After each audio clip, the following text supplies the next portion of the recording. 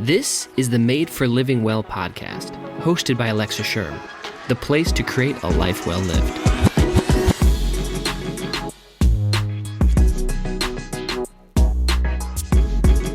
Welcome back to the podcast. My name's Alexa, and this is the place I believe you were made for living well.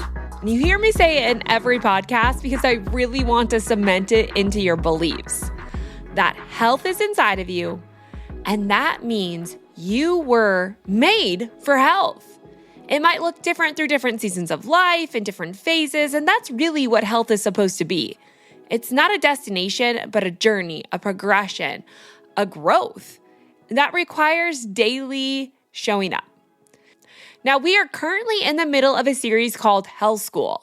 And this is a very long series where I'm really breaking down the body, breaking down health in a way that maybe you haven't heard it explained before, an effort to get you to understand what I really want you to believe. Again, that health is inside of you. You were made for this. And today on the show, we are going to break down a topic that is wildly popular. You've probably heard 1,000 times over. And yet I'm hoping to present it to you in a way that changes your beliefs around it. And that topic is food. Now, specifically, we're going to talk about the bioenergetics of nutrition, but we're ultimately going to be talking about what is the role of food and what do we need to know about it? And ultimately break down some of the previous false beliefs that most of us hold, not because it's what you want to believe, but it's what you've learned to believe. At the end of the day, food is not the enemy, but it serves a critical role in your survival and your health, and we really have to understand it so that you can use it to thrive. Now, again, I know we talk about this all the time. There's tons of confusion. We're going to come at it today from a really high level of just understanding the grand scope of why we need to eat and how to eat. And then in the coming podcast, we're going to break down specific nutrients or the big macronutrients like carbohydrates, protein, and fat, and what we need to know about each macronutrient because they're all critically important. And yet, like all of health, we tend to micromanage and manipulate these things, thinking and believing that we can somehow manipulate our body to do what we want it to do. Because a lot of the times, the way we approach health isn't actually healthy, but it feels healthy, at least initially, because you do start to see some results.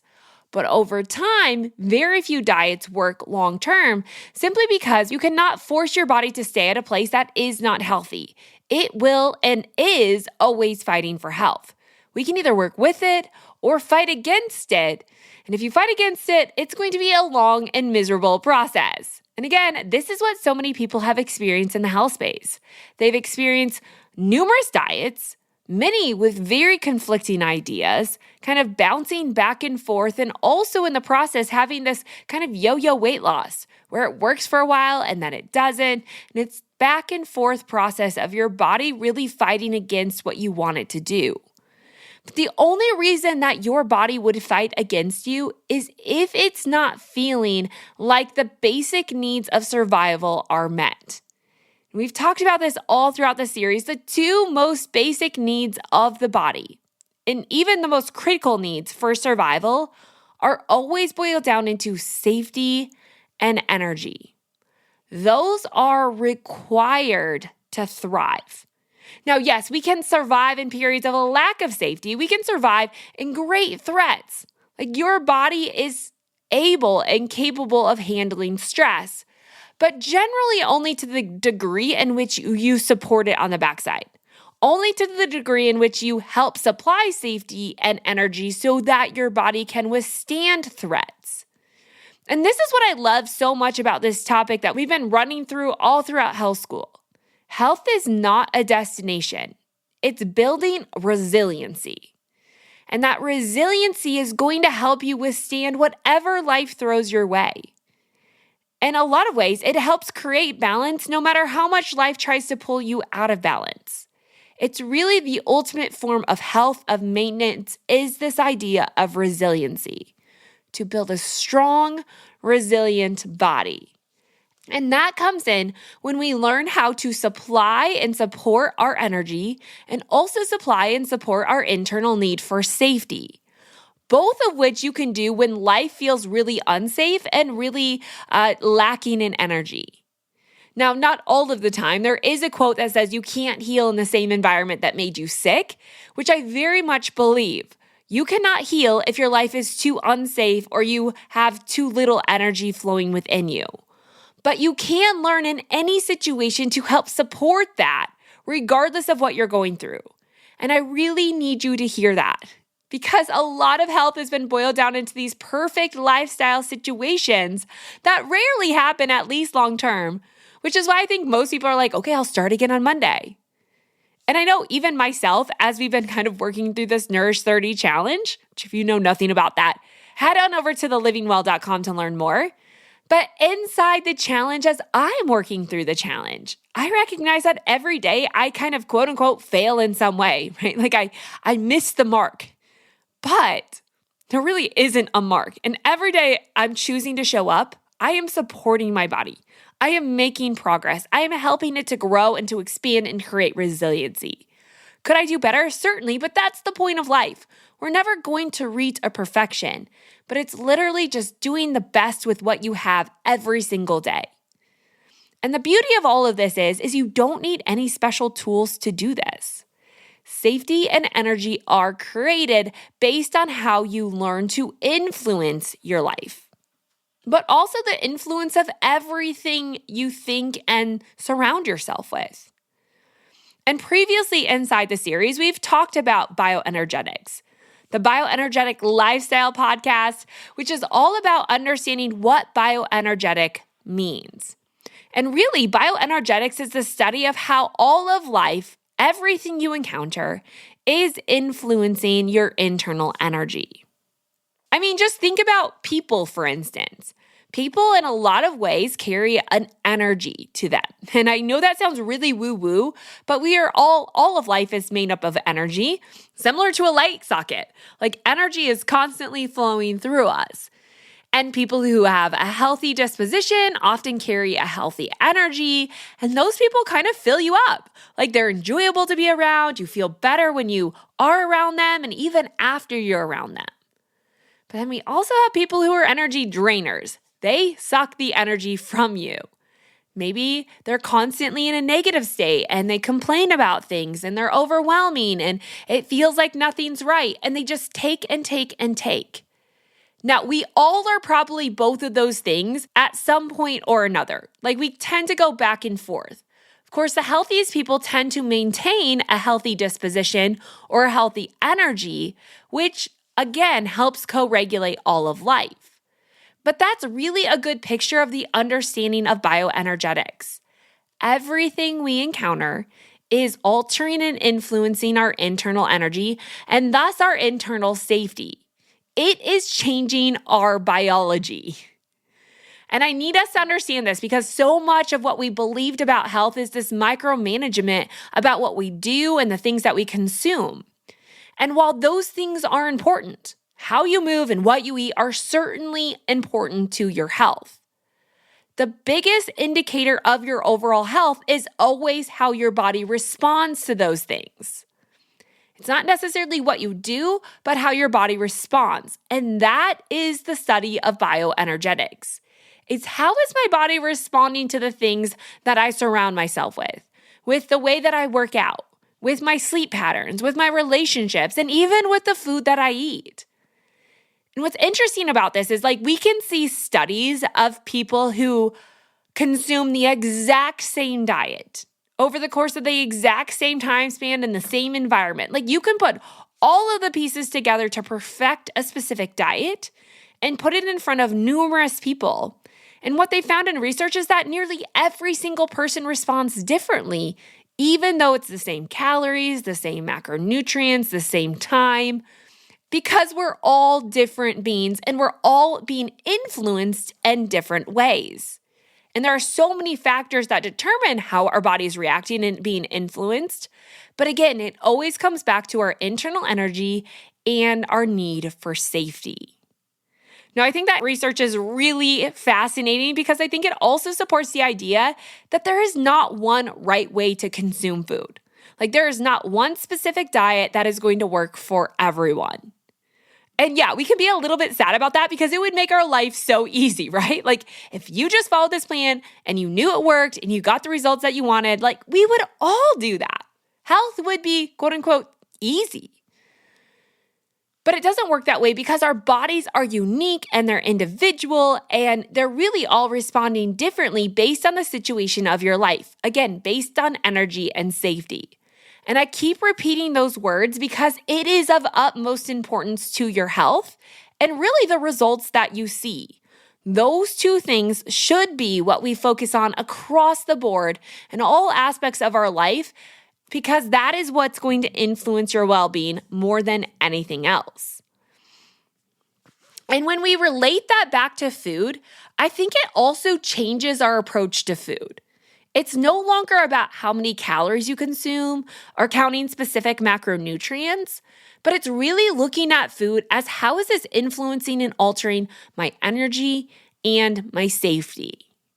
We're going to talk about energy, but I want to approach the safety conversation first because a lot of times people are like, I don't understand how food and safety go together. Here's the thing. Anything required for survival is always going to be approached on a level of safety or threat, how safe or unsafe you feel. It's the same with money because money is required for survival on some level, shelter, relationships, sexual intimacy, a lot of things that we can see get really abused, right? Because they're all fighting for survival. And anytime those things become scarce, we tend to blow them out of the water. We tend to blow them out of proportion and we start to fixate on them and focus on them and pull ourselves out of balance in order to secure what we've neglected to secure in healthy ways. Now, that's kind of a conversation for a different day, and we're going to get into that much later when we recognize food is really not your emotional problem. We're going to get there. But today, I want us just first and foremost to understand food is required for life. Therefore, how you eat and how much you eat is also going to influence the safety response of your body. If you're not eating enough, that is a threat to your body because food is required for survival. Now, how much food you need to consume is also going to change, but generally across the board, we have to recognize we need to eat. There's a time and a place when we can fast and kind of push our body and challenge it in that way, but the only time that we can do that is if we're coming from a safe place. That's why I'm going to say that intermittent fasting might be a really trendy topic, but if you're someone who comes from a line of trauma, who's maybe living out a survival response, intermittent fasting is not the best option for you. If you're in survival, you do not want to use food to cause more threat to your body, but rather use it to create a sense of safety. And that's why when you're starting out in a health journey, it's best to first feed your body well, to focus on consistent meal times, to focus on consuming enough. Even in the first stages of healing, sometimes it's better to overconsume food than underconsume anything. And that's because we have to allow our body to recognize that you are supplying what your body needs to survive. If we don't reach that max, it will be impossible to ever achieve the goals that you want to achieve. It will be impossible ever to thrive because we'll consistently live in the survival mode, which completely changes what your body does with the food that you eat, even the healthiest of foods. So we have to hit on survival and recognize you must eat. Food is essential for your survival. Again, how much is going to change based on what you're existing or the state you're existing within, but we need to eat. The second thing we have to understand is that all of food is influencing your internal energy. Now, again, we can get stuck in equations that are counting calories as if we can micromanage our energy. But at the end of the day, we're all producing energy. We have the energy that we need. It's not about adding or taking away that energy, but recognizing how that energy is being influenced, whether in a positive or negative way. And this is where understanding what we need to eat becomes more clear. Because it's not necessarily about what is right or wrong, healthy or unhealthy, but it's how is my body responding to this food or to this meal? Is it in a positive way or a negative way? Now, of course, there's some foods across the board that we know are probably going to ignite more of a positive energetic response, and there are some foods that are going to ignite a negative energetic response. There are foods that make you feel energized and awake and alive, and we know there are some foods that make us feel vibrant and alive and awake. And there are some foods that make you unbutton your pants because you're bloated and you're tired and you're sluggish. Food has the ability to change our energy based on not necessarily in an addition, subtraction kind of way, but just in how is it going to support our body. And I think this is a really important topic to talk about because it changes food from good or bad, right or wrong, from really having this moral code. And it makes you just pay attention to your body. It makes you ask yourself, what is it that my body needs? What things can I supply? Because I recognize food is not just a moral code, but it's really a tool to support my body, to support my energy. And when we start to understand that, we start to see food in a new way. We start to shift the emotional component in using food as a reaction to life, and we can start to get a little bit more proactive to life. Because we recognize that when we influence our energy, we change our biology. In a lot of ways, we create that sense of safety that pulls us from the survival state into more of that thriving response. Away from fearing food, restricting food, overwhelmed by food, confused by food, really the survival state that we surround ourselves with food, that we package food into. And we start to see food not necessarily as a threat, but as one of our greatest tools of support. And I know I'm making that sound easier than it is. There is a true emotional component to food, and that we will never get rid of. All things in life are emotional. But again, it's learning how to use that to be proactive in life, to learn how to use that to better your life, not necessarily just to react to life. And again, we're going to talk about the emotional side of food in the coming podcasts. But today, I just really want us to understand that all of food is having a response inside of our body, and it's necessary. And if we can learn to use food, we can recognize how supportive it is in building resiliency. And the resilience aspect from food comes by recognizing that when you can alter your energy in positive ways, it changes the structure of your body. So at the end of the day, yes, it can change the way that you look. It can change how much you weigh.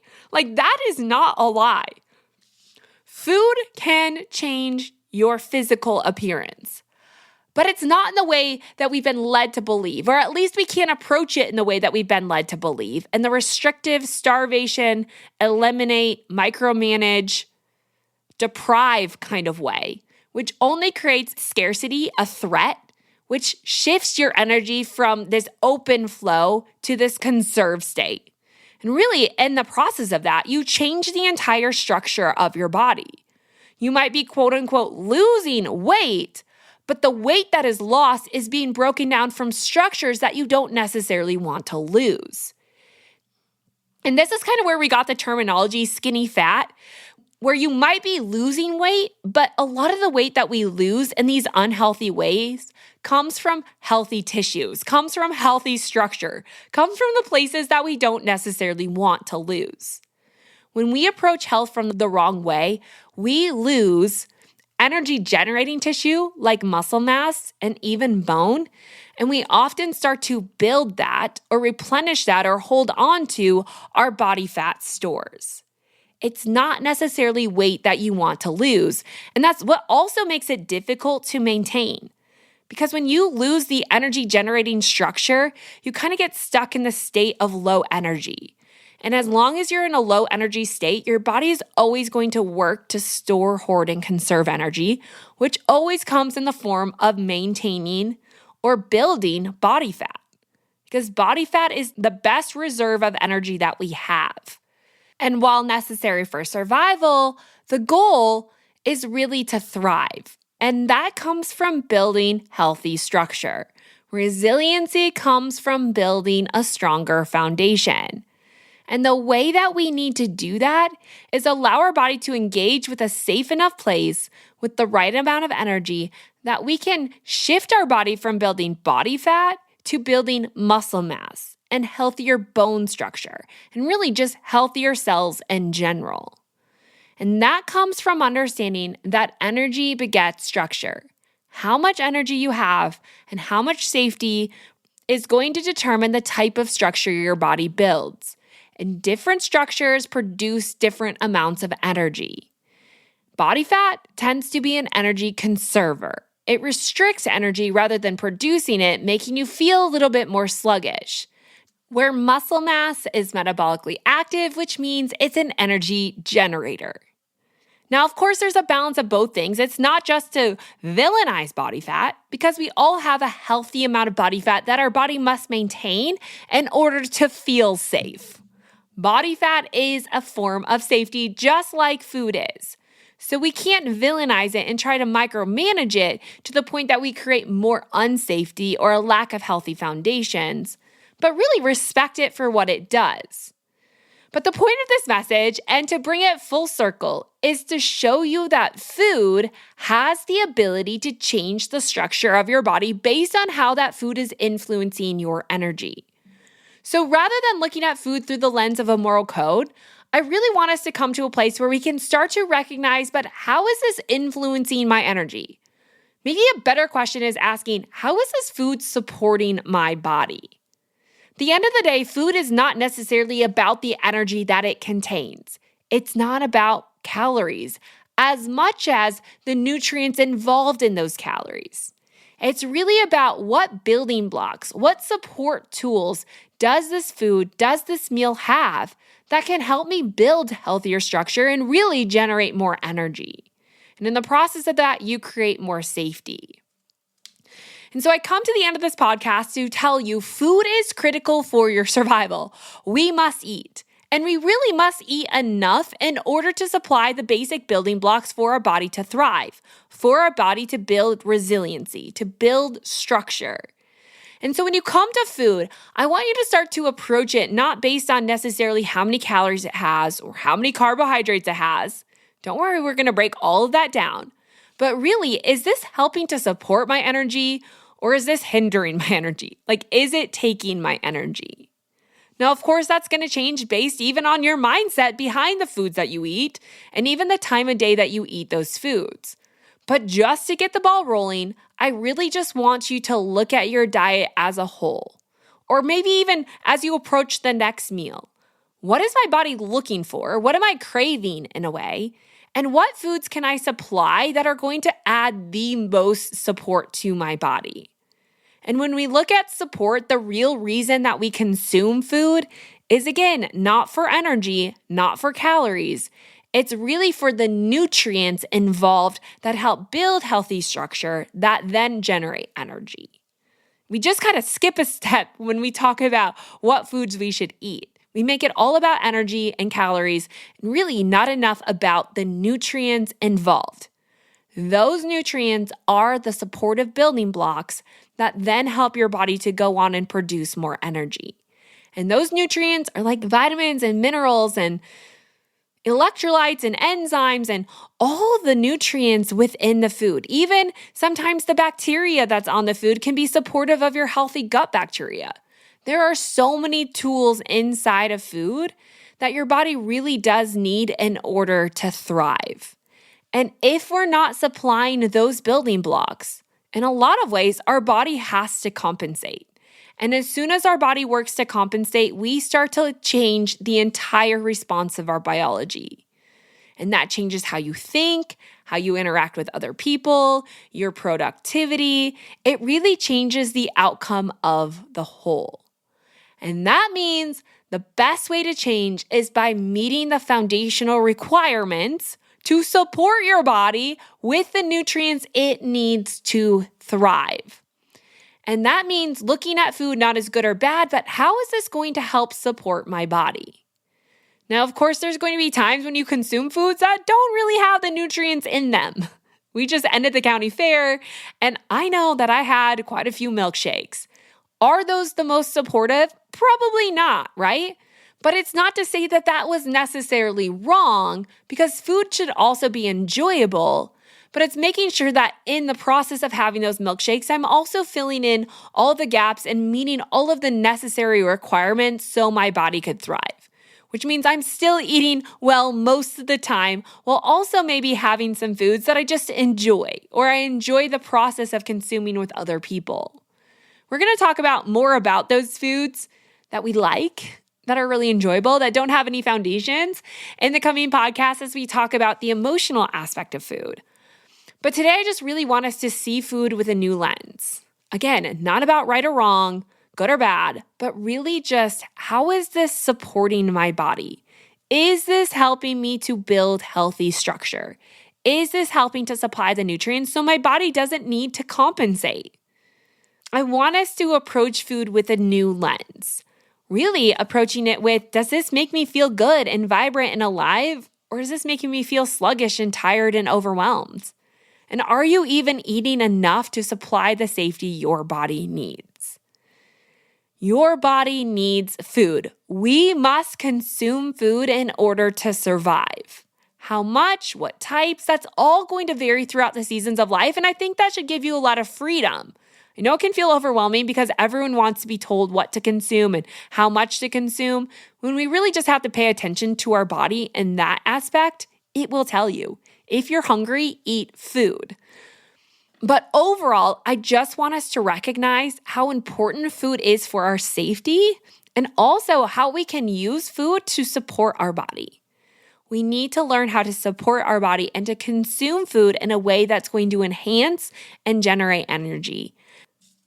To recognize we need to eat to support our body, to supply the nutrients our body needs, not necessarily based on how many calories or macronutrients it has. We need to approach food out of abundance, not scarcity, because that changes what our biology does with it. Now, as I mentioned in the coming podcast, we're going to break down the specific macronutrients with food because we talk a lot about them in the health space. And I really want to help you understand them and recognize how to meet the appropriate needs of each macronutrient. So stay tuned as we get into those before we dive into the topic of emotional eating. But if you want to learn more about the emotional side of things and maybe how your approach to food is harming you more than it's helping you, I have an entire newsletter series that I did on why food is not the problem, but it's actually part of the solution. I'm going to link all of that up in the description of the podcast so you can dig in more and start learning more about that. I know I got so many comments about that series that it helped liberate so many people from the confines of their food beliefs. So make sure you check that out.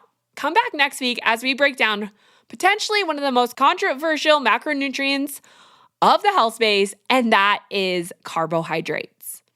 As always, don't forget, over at The Living Well, I'm going to be breaking down more about how you should eat and how to approach food from this idea of learning how to support it. I'm also going to give you more of a list of energy supportive and energy draining foods so you can kind of get a gist of what this could look like and how to consume more foods that support your energy. So head on over to The Living Well as we dive into that. And don't forget to stay tuned to the next podcast as we break down carbohydrates. As always, thank you so much for tuning in. Don't forget, you were made for living well. Now go out and live it. I'll see you back here in the next podcast.